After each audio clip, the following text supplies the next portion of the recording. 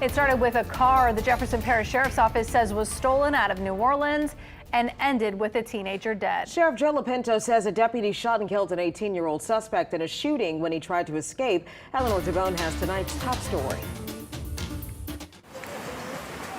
The scene is outside the apartment of an 18-year-old wanted in connection with a shooting in New Orleans. It was just like a very chaotic scene. I was hearing like just a lot of police movement, and I get out of my car and all of a sudden I just see a bunch of cops run out.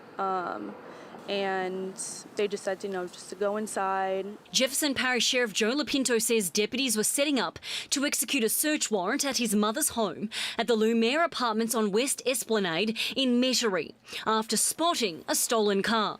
They developed a suspect vehicle in one of the shootings from New Orleans, and also I think they issued an arrest warrant for this subject for that shooting for a aggravated battery on an individual in connection with that shooting. But Lapinto says the teenager left the apartment, got into the car and tried to drive off. They attempted to block that vehicle in which he tried to make his escape from it, running into the back of the fence, turning the vehicle wheels forward, where I had one of my deputies approaching him at that time.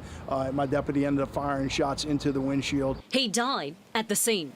The sheriff says they've dealt with the suspect before, arrested for both guns and drugs in Orleans and Jefferson parishes. He had an active warrant for a shooting in New Orleans. The father of the 18-year-old told me his son's name is Calvin Keynes III. The family all here this evening very upset and devastated. They're now calling for answers as to why their son was shot and killed.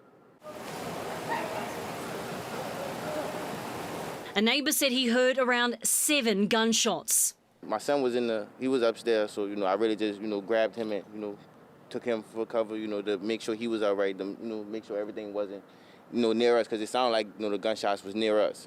So we had just, got a little, and when I ran outside, I looked out the door, looked out the window up here on the second floor. 2 deputies involved were wearing body-worn cameras. Eleanor Tabone, Eyewitness News.